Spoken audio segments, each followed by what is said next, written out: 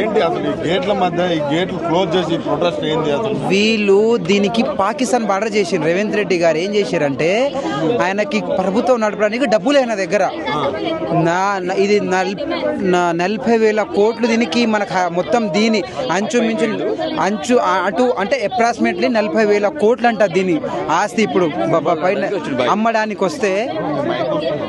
So ఏం చేసి దీన్ని అమ్మేసి ఎట్లయినా ప్రభుత్వం నడిపిద్దామని ఆలోచన. కానీ ఫస్ట్ ఇక్కడ ఫుట్బాల్ ఆడడానికి వచ్చినప్పుడు మేమంతా సంతోషపడ్డాం.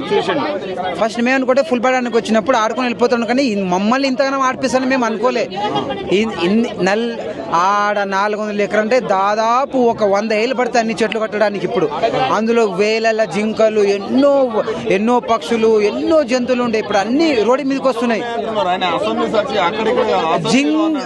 జింకలు లేవన్న ఒక్క క్షణం క్యాంపస్కి రమ్మను, మా క్యాంపస్కి రమ్మను. ఇప్పుడు ఈ నుంచి ఒక మీరు 2 కిలోమీటర్ దూరం పోతే మీకు వందల సంఖ్యలో మేము జింకలు చూపిస్తాం, నెమళ్ళు చూపిస్తాం. అవన్నీ బయటకు వచ్చి హాస్టల్ చుట్టూ కూడా తిరుగుతున్నాయి. ఎప్పుడు రాలే. ఎప్పుడైతే అక్కడ బోల్డ్ జరుగుతూ అవుతున్నాయో భయపడి ఉరుకుంటూ వస్తున్నాయి. ఇటు హాస్టల్ సైడ్ పాములు వస్తున్నాయి. మేము వీడియోలు చూపిస్తాం, మేము కాదంటే లోపలికి రమ్మనండి. ఏం లే, నిన్న 4 కూర్చురు గుంపు మేస్త్రి లెక్క ఏం బిల్డింగ్ కడదామని. బట్టి వీరరామారావు కూర్చున్నాడు, శ్రీధర్ బాబు కూర్చున్నాడు, రేవంత్ రెడ్డి గారు కూర్చున్నారు, ఇంకో ఆయన మన రెవెన్యూ మినిస్టర్ ఆయన కూర్చుండు. ప్లాన్ చేసి మంచిగా ఎంతైనా కొట్లాడని మనం ఇదే పని చేద్దని ఫిక్స్ అయిపోయారు. అందుకే లాఠీ చార్జ్ చెప్పిస్తారు. ఆ ల్యాండ్ పోనీకుండా మమ్మల్ని లాఠీ చార్జ్ చెప్పిస్తారు. కొట్టిరు వీళ్ళు, మా పిల్లల్ని కొట్టిరు ఇంతకు ముందు వీళ్ళు.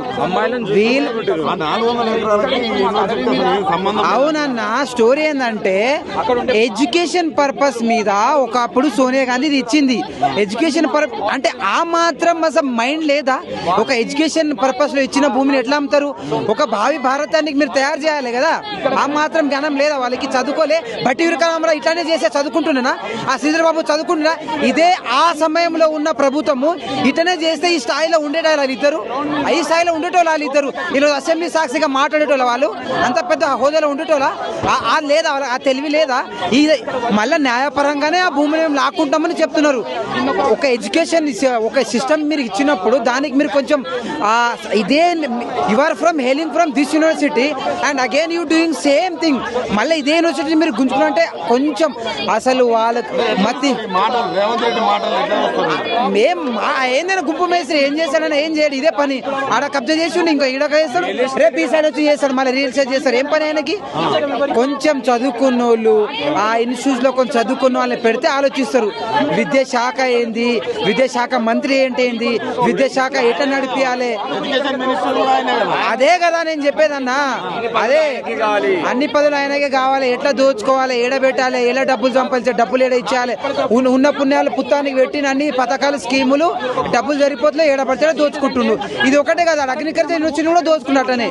ఇది ఒకటే కాదు, మీకు తెలియదు అంటే ఇంకా చాలా ఆ ఊర్లలో కూడా దోచుకుండు ఆల్రెడీ.